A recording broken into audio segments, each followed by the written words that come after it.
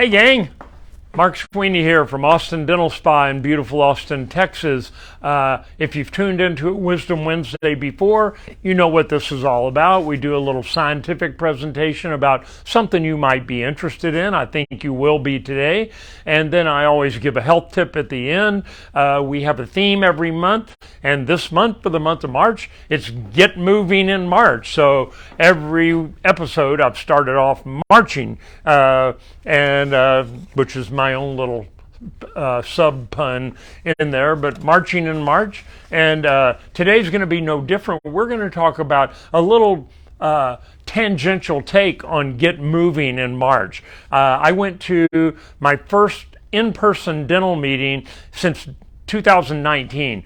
3 years ago, and there were a couple of hundred dentists there at the Wyndham Grand Hotel on Clearwater Beach in Florida, just above Sarasota.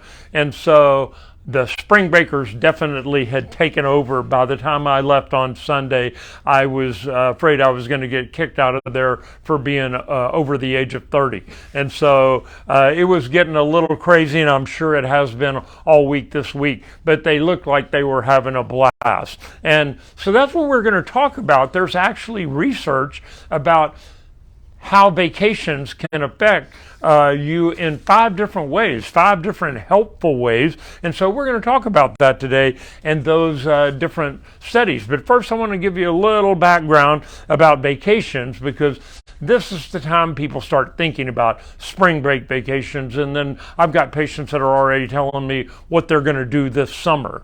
And I know I've been notorious for being one of those people that never takes a vacation. But research, and some of it fairly recent, has shown that just 4 days of vacation can have a positive effect on your body.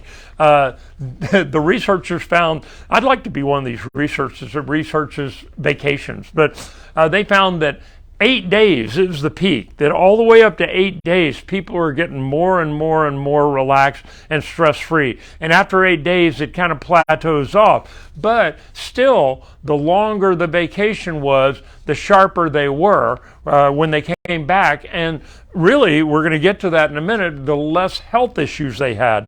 This is according to Richard Davison, a PhD professor of psychology and psychiatry at the University of Wisconsin in Madison, and the founder of the Center for Healthy Minds. How'd you like to have that job? This is a direct quote from him. Research clearly shows that even being in green space for as little as 10 minutes has a demonstrable effect on the brain compared to spending 10 minutes on city streets. Well, that might depend on which city it is. If you're in downtown Austin right now with South by Southwest going on, you're going to hear a lot of music, and there's a lot of people that look pretty stress-free down there right now, unless they're the ones in cars, because the traffic is just awful down there right now. But anyway, that was him talking about being out in nature, which they did some research that found that is even more calming to be out in nature. But if you're not a nature type person, it's been 20 years since I pitched a tent. So anyway, let's get into the 5 different things. And some of them kind of dovetail into the others, but I think you'll get my drift here.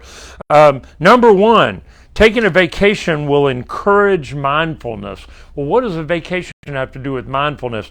They found, especially if you go abroad, if you travel internationally, that it changes your routines. But even if you don't travel very far, if you go to a different city, it's going to change your normal routines. You might get up at a different time. You're in a different environment. You've got people with different customs and habits. You've got a different if you're driving, you're going to be going a different route than if you were going to work and home from work. And so they said that that mindfulness, it kicks you into a more woke mindset by being in a different place, because you got to pay more attention to what's going on around you or you're going to get lost. So that was interesting to me, mindfulness. Number 2, taking a vacation can improve your heart health. Now, my brother will hate to hear this because he's a heart surgeon, and that's how he makes his living, is off all of us people that don't take vacations often enough. This study was from all the way back in 1992. The American Journal of Epidemiology back in 92 found that women just speaking about women, because women are more in the workforce than ever, the women who took very few vacations, less than one every 6 years, were twice as likely to have a heart attack or a coronary event as those who took vacations regularly. That was just a study of women, but that was back in 1992. Imagine what's changed in the last 30 years. Another one that was about men, we can't leave them out of the deal too. This has been well known for quite a few years. Men who took fewer vacations were much more likely to die from coronary artery disease than men who did take vacations. A study in 2019, right before the crazy pandemic hit, compared blood test results in the number with the number of vacation subjects that people had taken in the prior 12 months. So they checked the blood of people that took a lot of vacations, and they took the blood of people that had not taken a vacation at all. And this is really cool. They found that people that were at risk for heart events, or what they called metabolic heart disease, which includes strokes, heart attacks, and type 2 diabetes. That the more vacations they took, the chances of a heart attack went down 25%. That's 1/4. That's significant. If that doesn't get your attention, nothing will. That's only number 2. Number 3, taking a vacation can induce stress. And this is multiple scientific studies have shown that vacations reduce stress, which is known to negatively impact blood pressure, cholesterol levels, and other measures of health. And this is another one. They found out that people that hadn't gone on vacation yet, but knew they were going on vacation, that leading up to the vacation, the closer it got to their vacation, the less they were worrying about stuff that was going on at work, because they're delegating everything out for while they're going to be gone to the people, the poor people who were having to stay and work while they were on vacation. So interesting. Number 4, a vacation can boost your brain and inspire fresh thinking. And it is well known that relaxation can make the people are more creative when they're more relaxed. That's why you have your best ideas when you're in the shower or when you're taking a walk, or in this case, on vacation. So vacations, that reduction in stress, can make you more creative. Number 5, finally, taking a vacation can lift your mood. This study was done in Sweden just a handful of years ago. Swedish experts did over there, healthcare is nationalized, and so they can keep up with how many different kinds of drugs people are taking. It's also a much smaller population than the United States or even the state of Texas. But they did a study particularly on antidepressants, and they found that they correlated number of times people had gone on vacation in a year with consumption of antidepressants. And they found that the people who didn't take vacations took more antidepressants in a year's time than the people who took frequent vacations. It's much more common over there in Europe for people to take like a month off at a time. They call it holiday, and they just take like a whole month off. They're just gone. And like no big deal. It's just part of the culture. So the bottom line is vacations could save your life.